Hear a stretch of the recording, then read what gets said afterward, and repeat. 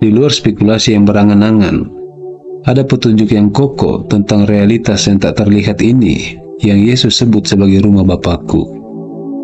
Menurut Yesus, dalam beberapa jam terakhir dengan murid-muridnya, surga memiliki beberapa ruang atau tempat tinggal yang dipersiapkan khusus bagi mereka yang percaya kepadanya. Dia akan segera pergi untuk memulai konstruksi melalui karya pendamaiannya dan meyakinkan pengikut-pengikutnya. Katanya, "Jika aku pergi dan menyediakan tempat bagimu, aku akan datang kembali dan membawa kamu kepadaku, supaya kamu ada di tempat di mana aku berada." Yohanes 14 ayat 3. Bagaimana kita bisa memahami cakupan kemuliaan ini yang dipenuhi rumah yang didirikan oleh Kristus, mendapatkan visi yang lebih kokoh di luar spekulasi imajinatif, dengan menyelam jauh ke dalam kilasan Alkitab, mengungkapkan kekayaan surga, terutama kota pusatnya, Yerusalem baru. Video ini bertujuan untuk memperluas pemahaman tentang kemuliaan yang menyelubungi para percaya yang dibangkitkan hingga pahala abadi yang dirujuk oleh Yohanes, Paulus, dan Yesus. Menelusuri tanda-tanda ini akan menerangi warisan kekal yang tidak dapat binasa yang sedang dibangun secara aktif untuk umat Allah dalam Kristus. Jadi, berjalanlah bersama saya sekarang dalam memeriksa keagungan yang diungkapkan dari rumah kekal yang disiapkan bagi mereka yang mengasihinya. Saat kita menyelidiki wahyu-wahyu yang diinspirasikan oleh Allah ini, semoga keyakinan bertumbuh untuk berjalan melalui badai kehidupan hari ini, berakar dalam janji-janji yang tak tergoyahkan dari rumah kebangkitan kita dalam kemuliaan. Kata-kata Kristus yang memperkenalkan dimensi ruang surga menggunakan bahasa arsitektur yang familiar bagi audiens aslinya. Dia mengajak murid-murid untuk percaya kepada kepergiannya, karena di rumah Bapakku ada banyak tempat tinggal yang sedang dipersiapkan untuk mereka. Yohanes 14 ayat 2. Yesus sering merujuk kepada bait suci sebagai rumah Bapanya, yang berubah menjadi rumah doa bagi semua bangsa. Tetapi di sini kata jamak tempat tinggal menunjukkan dimensi yang mencakup bahkan lebih banyak lagi. Pada abad pertama di Yudea, pemilik rumah yang kaya sering membangun tambahan yang tersegel ke kompleks halaman tengah. Seorang anak yang akan segera menikah mungkin bekerja sama dalam membangun kamar-kamar baru yang berdekatan dengan properti keluarga, di mana dia akhirnya akan menyambut pengantinnya untuk tinggal. Kosakata tersebut menyarankan bahwa Yesus juga mengawasi pembangunan ruang-ruang yang saling terhubung di dalam kebesaran rumah Bapanya, untuk menyambut dengan pribadi yang dicintainya. Kata yang diterjemahkan tempat tinggal atau mansion menyampaikan kekekalan dan desain. Terjemahan Alkitab Latin klasik membaca, "Banyak mansion atau tempat mewah ada bersama Bapakku." Memperkuat rumah Allah sebagai sebuah kerajaan yang sudah mapan yang membentang ke dalam banyak ruangan. Dan Kristus sendiri mengarahkan pembangunan kamar-kamar baru yang dipersiapkan khusus untuk mereka yang digabungkan ke dalam keluarganya selamanya. Pandangan awal ini menunjukkan surga sebagai lingkungan yang interaktif, relasional, bukan mengambang di awan yang tidak personal, tetapi disambut ke dalam kehangatan rumah sejati kita. Berpusat di sekitar meja komunal yang penuh sukacita, tempat tinggal yang Yesus aktif konstruksikan untuk kita. Bahkan sekarang di rumah Bapa, menyajikan untuk sempurna sesuai dengan identitas penciptaan baru kita. Di dalam Dia, Yohanes 14 mengungkapkan janji yang memukau. Yesus menyelipkan pratinjau tempat tinggal untuk menghibur murid-muridnya. Terdistorsi bahwa Dia segera meninggalkan bumi, kemana Dia pergi, dan bagaimana kekacauan ini mungkin lebih lanjut merencanakan kerajaan Allah. Yesus menempatkan harapan surga dalam identitas ilahinya yang sama dengan Bapa dan visi bersatu mereka untuk menebus umat manusia. Dia menyatakan, "Aku pergi ke sana untuk menyediakan tempat bagimu. Jika aku pergi, aku akan mengutus pembela." Ayat 12 dan 16. Yesus kembali kepada Bapa untuk mengirimkan Roh dan memulai membangun kamar-kamar di rumah Allah. melalui pengorbanan pendamaiannya dan kemenangan kebangkitan. Misi Tritunggal ini menjamin bahwa surga muncul dari keinginan ilahi untuk persekutuan intim dengan mereka yang diadopsi ke dalam keluarga Allah selamanya. Karya Kristus menghapus penghalang untuk hidup dalam hubungan sukacita di sekitar meja Bapa. Dan setelah menyelesaikan rekonsiliasi, Yesus secara aktif merancang tempat yang cocok untuk para pejalan yang dicuci darah untuk tinggal dalam kedalaman kasih itu. Yesus menggambarkan rumah Bapanya yang berisi banyak tempat tinggal permanen, seperti sebuah istana surga atau kompleks istana yang luas. Ilusi arsitektural ini berlawanan dengan stereotip kekhayalan mengambang dengan mengakar warisan kekal kita dalam tempat fisik yang dirancang untuk kesejahteraan manusia dalam hubungan dengan Allah. Alkitab sebenarnya membingkai seluruh kosmos sebagai rumah tangga Allah, dengan bumi sebagai tumpuan kakinya. Tetapi di salib, Yesus memindahkan umat manusia yang percaya dari perbudakan di bumi menjadi pewaris yang diterima dengan baik ke pengadilan kerajaan surga. Galatia 4 ayat 1-7. Implikasi tempat-tempat tinggal kekal yang dibangun secara aktif oleh Kristus menyesuaikan kedudukan baru bagi orang yang ditebus di hadapan Pencipta dan saudara-saudara. Selain itu, banyak ruangan menyampaikan banyak dalam kesatuan. Seperti bagaimana sebuah rumah yang baik dihadirkan keindahan baru di sekitar setiap sudutnya. Jadi, surga menjanjikan petualangan untuk selamanya, menyelami kedalaman yang memuaskan dalam Kristus, melalui tampilan keindahan dan kreativitasnya yang tak ada habisnya. Kekayaan yang tidak terbatas berasal dari menghuni curahan komunitas Tritunggal. Banyak ruangan mungkin juga menunjukkan percaya bahwa para percaya mengalami kemuliaan surga sesuai dengan kapasitas yang berbeda. Yesus menyajikan kepada murid-murid bahwa mereka akan berkuasa bersamanya dengan otoritas sesuai dengan murid-muridnya di bumi. Lukas 19 ayat 11-27. Jadi mungkin desainer utama secara khusus melengkapi setiap istana sesuai dengan pemberian unik dan sejarah dengan dia di bumi. Setiap pangeran dan putri yang diadopsi secara ilahi.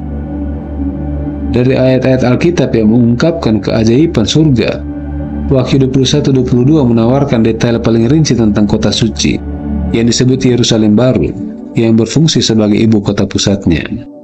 Sedangkan teks lain menangkap kilasan suasana atau elemen individu. Bagian ini menekankan spesifikasi konkret tentang konstruksi dan desain. Ketika Yohanes memandang turunnya gemerlap kota, dia pertama kali menyoroti teknik rekayasa utamanya dari fondasi persegi yang simetris yang membentang proporsi besar, dibangun sepenuhnya dari bahan-bahan seperti emas, mutiara, dan permata berharga. Wahyu 21 ayat 16-21 selanjutnya, Yohanes mengunjungi gerbang, dinding, dan pusat kota untuk menekankan sumbu dan komunitas, dipenuhi oleh kehadiran Tuhan yang melingkupi. Daftar spesifikasi ini menyoroti Yerusalem Baru sebagai pembunuhan sejarah, klimaks dari drama Alkitab, diwujudkan dalam kota ibu kota global yang menampung warga yang dibangkitkan bersatu dengan Kristus, Raja mereka yang ditahta. Itu memenuhi mimpi-mimpi kebun surga yang kembali setelah jatuh. Kejadian 1 ayat 3. Dengan kata lain, Yerusalem Baru mewakili puncak tujuan dan harmoni. Penciptaan telah merintih dalam harapan untuk melihat lahir di seluruh surga dan bumi bersama-sama. Tidak ada pembatas antara spiritual dan fisik, suci dan sekuler, dalam kerajaan yang terpenuhi yang disatukan dalam satu di bawah pemerintahan Kristus yang sempurna.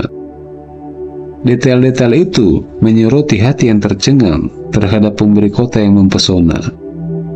Lebih dari hanya bahan mentah yang mengesankan yang menjadi mahakaryanya.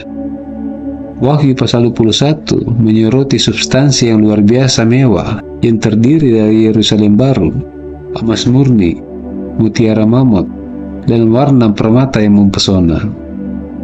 Pertunjukan ini tentu saja bertentangan dengan gagasan-gagasan tentang hantu di atas awan. Sebaliknya, properti fisik ibu kota tersebut mendetailkan lingkungan yang interaktif, memanfaatkan indera manusia dalam tubuh yang telah dimuliakan, mineral yang logam yang spesifik, mewah, mengkomunikasikan tujuan yang mengungkapkan di luar nilai kejutan belaka.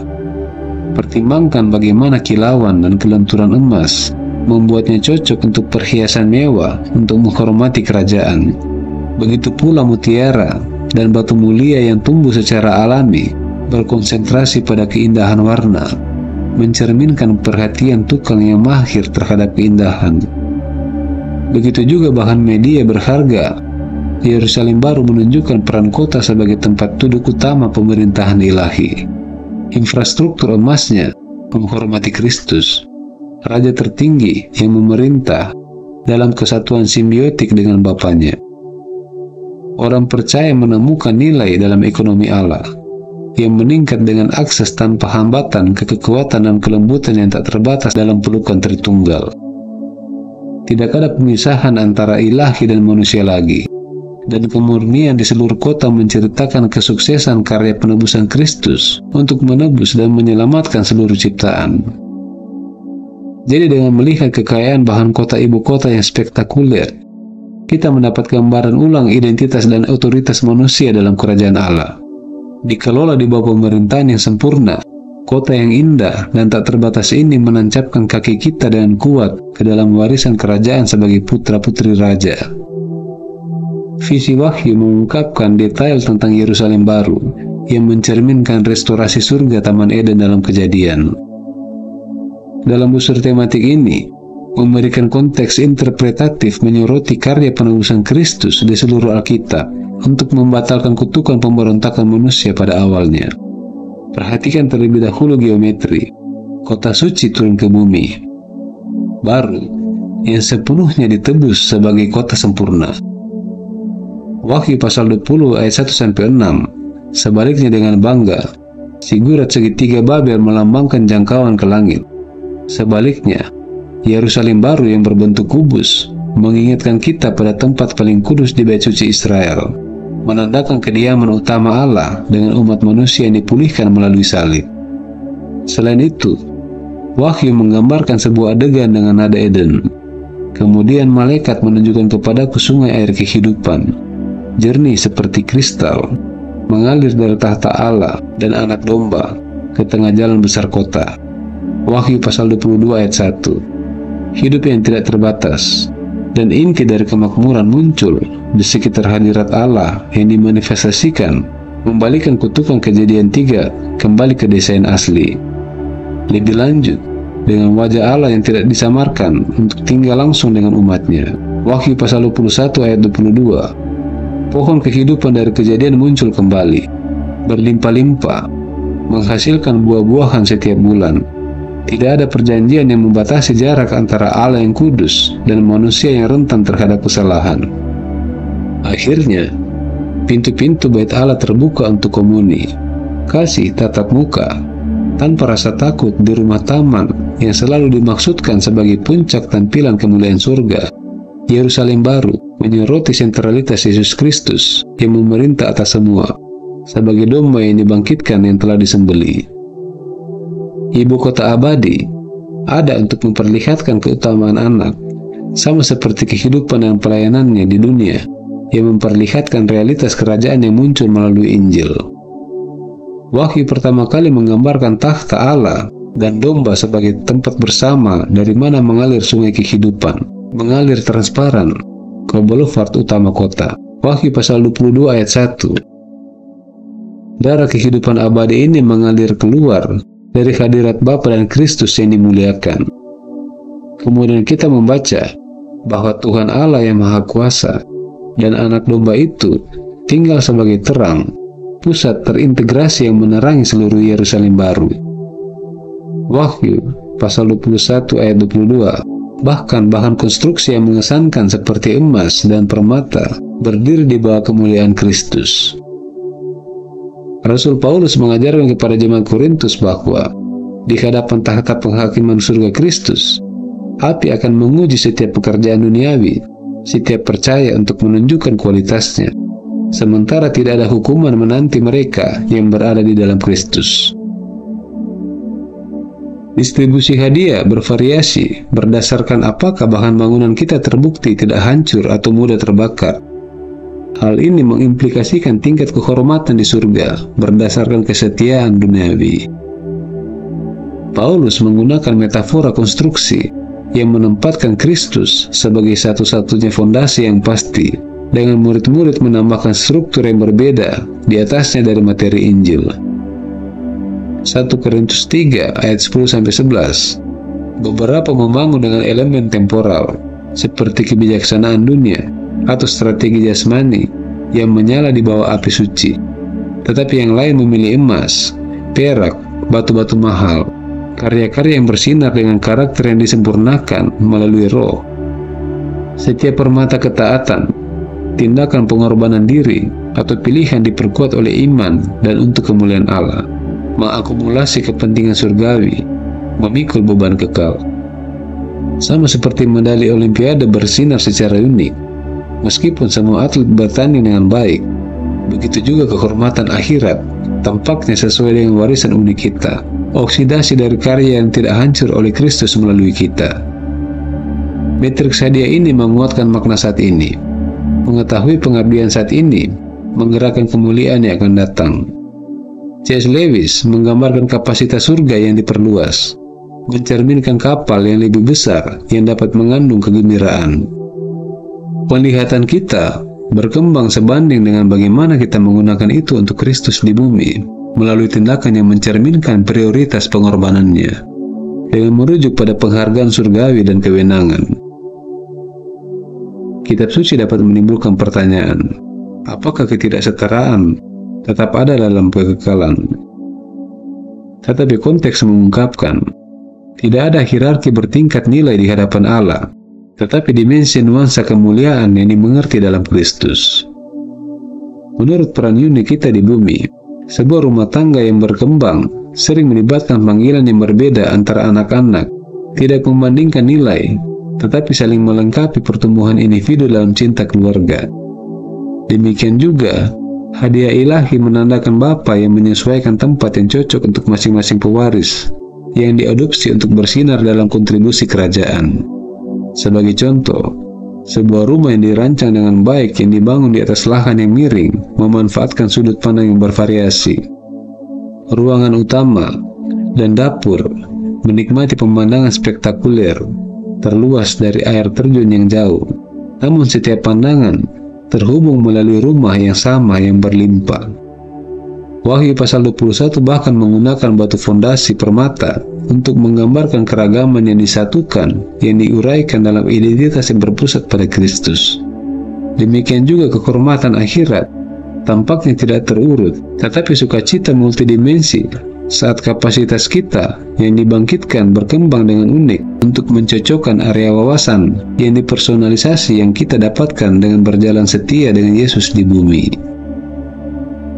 Setiap orang kudus bersinar lebih cerah, mengungkapkan lebih banyak kemuliaan Yesus dari sudut pandang baru yang sama nilainya, beragam dalam wahyu. Yesus memikat muridnya dengan sekilas di balik tirai. Di rumah Bapakku ada banyak rumah. Aku pergi untuk menyiapkan tempat untukmu. Yohanes 14 ayat 2. Sebagai utusan yang dikirim untuk meluncurkan konstruksi, karya penebusan Kristus mengamankan lokasi pembangunan melalui darah yang tercurah dan kemenangan kebangkitan untuk rumah abadi orang-orangnya. Tempat atau rumah ini menjanjikan kemuliaan. Dengan demikian, dalam kehidupan yang akan datang, indera kita harus merasakan dimensi yang disesuaikan secara khusus yang secara unik beresonansi dengan kepribadian dan harta yang disimpan melalui pengetahuan dan pelayanan Yesus di bumi. Ini mengungkapkan rumah-rumah surgawi sebagai ruang kedekatan yang mencerminkan karya kasih dan penebusan Kristus dalam kehidupan setiap orang percaya. Sama seperti seorang tukang membuat sebuah karya khusus untuk memamerkan identitas klien, demikian pula tempat tinggal kebangkitan kita memproklamirkan melalui setiap detail perumahan yang dimuliakan ini mengalir keluar dari hubungan, bukan transaksi. Kristus yang tinggal di dalam hati kita melalui iman membuat kita merasa di rumah di dalamnya. Jadi, surga mencapai puncak kediaman timbal balik di dalam manifestasi penuh. tempat perlindungan pribadi yang unik yang dirancang khusus berdasarkan bagaimana kita berjalan dengan Yesus di bumi. Bayangkan murid-murid mengunjungi rumah surgawi masing-masing, senang menemui sudut-sudut percakapan yang dicicipi dengan catatan khusus dari perjalanan penebusan mereka. Foto yang menggambarkan persahabatan yang diberikan, pemandangan yang penuh dengan pemandangan petualangan, gema dengan roh sejak berada di bumi. Setiap elemen yang dipersonalisasi berkontribusi pada kebahagiaan kekal dalam komunitas. Sementara rumah-rumah mungkin bervariasi dalam rekayasa, semua membagi Kristus sebagai fondasi dan arsitek yang menyatukan melaluinya. Orang percaya memperoleh seluruh identitas dan tujuan.